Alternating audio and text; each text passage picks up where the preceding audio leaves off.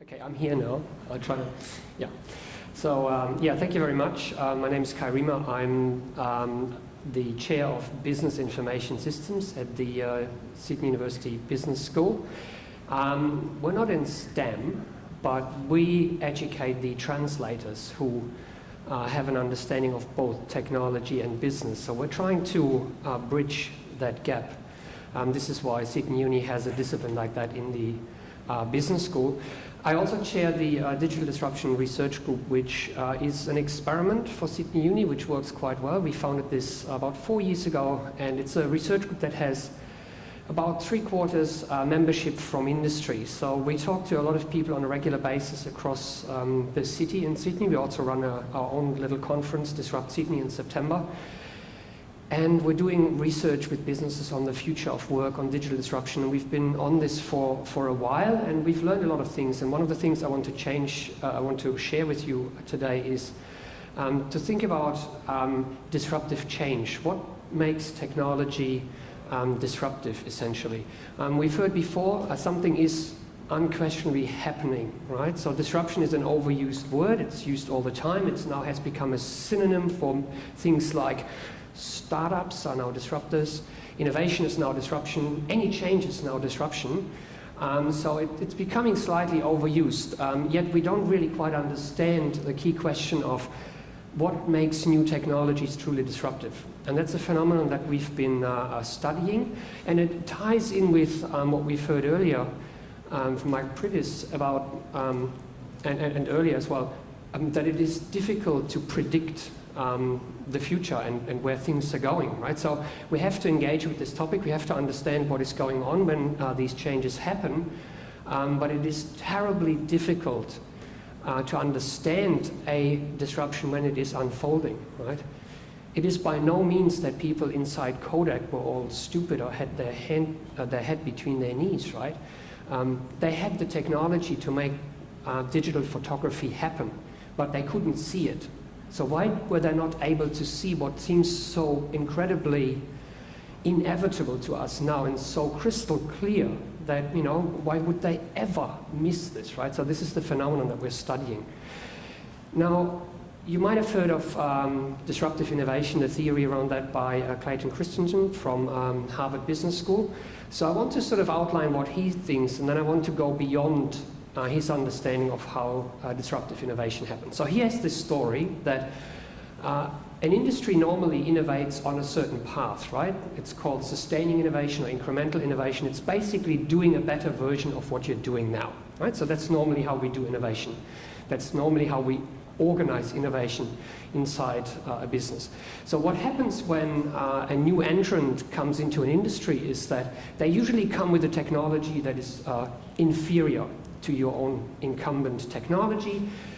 Therefore, they're not actually competing for the same customers. They're doing a lower version, an inferior product. And then over time, he says, that allows the challenger, the disruptor, to grow. And once they pick up speed, they will then overtake and do a leap ahead in terms of quality and actually challenge the incumbent and take away the market from them. So that's the story. Also, Christensen basically defines disruption in terms of the failure of an incumbent, which I think is a bit narrow. But what he doesn't have a story about is what actually happens with what the role of the technology. So his story is basically one about products and markets and margins and things like that, which is not surprising because he's an economist. What is completely missing in action is the role of technology and how technology changes our collective lives, and that's what we're talking about. So one thing I want to start with is to say disruptive change is path-breaking change. Now that seems to be kind of makes sense, but we need to look at really what that means. So what is a path-breaking change? So when you think about an industry and how it typically innovates, it typically comes up with new ideas and new technologies from inside the industry that override what we know so far. So take record companies, right? Record companies at the time, they were selling vinyl. Then CD came in. So that was a sustaining innovation because it allowed them to do what they were doing in a better way with a different medium, so it had different technology, but it didn't really challenge the industry, okay? And mark my words, they are called record companies. Okay? So the idea being that if you're a record company, then that's who you are. So your current paradigm in the industry is basically how you understand your world, how you incentivize people, what you do, the partnerships that you have, the contracts that you have, the way you understand your product, the way you train your people, what apprentices do, everything ties in with this current understanding. You are a record company, okay? And it's incidentally, you know, what we teach in business schools, how you run a business, how you bring the business forward and all of that. Now, then something else happens, okay? At that time, Napster came to the market, MP3 emerged as a technology, and it came from completely outside the industry. So what happens typically is when a disruptive technology emerges is that someone starts experimenting with something.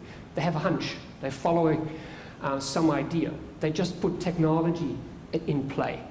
So these guys, Napster, when they emerged, they did something that was completely outrageous and inconceivable to the record companies. And there's a really good documentary which aired on the SBS a couple of years back and just recently, which, you know, has old footage about you know, how the record company executives reacted at the time. They were shell-shocked and they couldn't believe what they were seeing, and the only reaction they had is to sort of take them to court, because on their understanding it was clear copyright infringement. The problem is, for the innovators, for the guys who ran Napster, they were onto something very different. For them it was all about the freedom of information, sharing, that a whole different set of values, okay? Which was completely incompatible with the current paradigm in the industry. Yeah, so that's important. So that new technology did not make sense.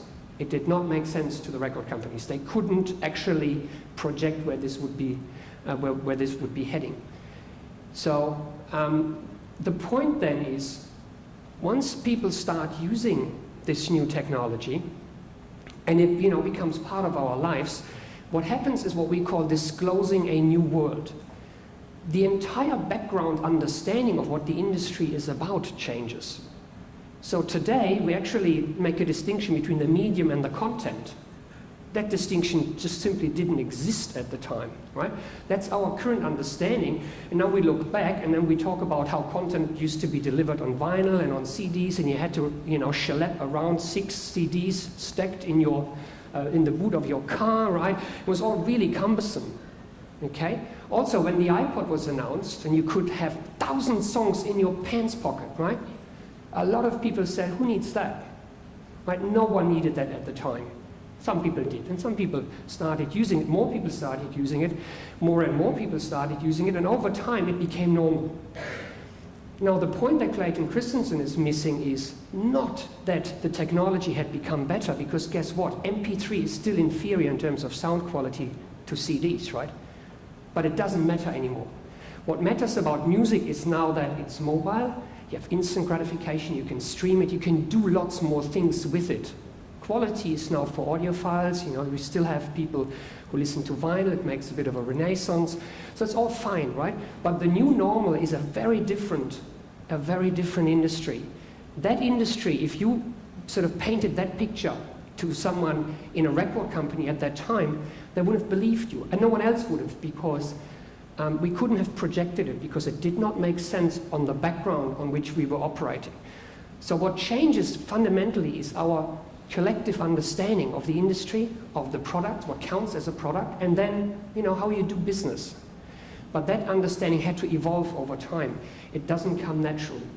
And it is very hard, if not impossible, to predict. And it completely changes the trajectory of the industry. Now, we know that incumbents are late to react to unfolding changes. We know that in hindsight, when we look back, and we can now understand when the change started. But you need to understand that any number of things compete for attention at any one time. We don't know which one of those technologies will change our collective understanding and disclose a new world for us. But also, the incumbent is actually at a disadvantage to see those changes to someone from outside the industry, because they are bound by the current understanding. It simply doesn't make sense to conceive that. And there's no incentive for anyone in the industry to believe that, because how they're being judged, their KPIs pretty much tie in with the current paradigm. Okay, so that makes it incredibly hard. In 2007, the established truth was that convergence didn't make sense. No one wanted separate devices for photography, music, things like that. Then that happened. When Pope Paul was cremated, that picture there, you might have seen this. That's 2005. This is the Pope inauguration in 2013. What happened in that short period of time was unpredictable, yet changed fundamentally how we understand mobile phones, music, photography, and a whole bunch of other things in our lives. So just very briefly, why do incumbents have such a hard time? We've looked at this from a few different angles. The first thing is disruption. We call it disruption, and it feels sudden in hindsight, but it actually happens quite gradually. So this is the frog in the boiling water phenomenon. Things unfold around you. Once that collective shift in understanding happens and everyone moves on and does something else and buys the disruptor's product, it's usually too late for the incumbents, and they really have trouble seeing those unfolding changes. Also, the nature of the game changes because the disruptors of today, they do not operate on physical assets, right? They deal in information, which is so much easier and so much faster, so much quicker done. And this is a point which we might stress later on the panel. Usually, in your established environment, risk aversity is a good thing. The management methods that you have acquired for making business decisions, for creating a business plan for every business decision, trying to predict what a new product, a new project will do, makes complete sense to us, right? We manage risk, and we basically manage ourselves on a trajectory. In the face of disruptive change, that becomes your greatest risk, the way in which you're tied into a risk-averse decision-making. Because if you want to disrupt yourself, and you have a great idea internally, you want to get funding for this product, you usually know the cost, but you usually also have trouble outlining what the benefits will be. If you know the cost, but you can't envision the benefits, which is typically what happens in disruptive innovation, it's really hard to make a business plan. So typically, organizations tend to discard these ideas because they can't deal with them with their management methodology. And then finally, we need to understand that disruptive innovation is different in terms of utility, not better. Right? It's a different kind of utility. The NBN is a case in point of how we miss the boat on disruptive innovation. We discuss the NBN, we make decisions about it. It's all about more download speed. Who needs more download speed? What do we need it for? More videos, whatever. Okay? The point of the fiber to the premise NBN is upload speed. Having the same upload as download speed. Give every household in Australia upload speed to run a TV studio. What do we do with that, right? No idea. That's the point. We don't know, we cannot know, but if we don't actually build that capacity, that infrastructure, we're not going to find out, we're not going to innovate on top of that.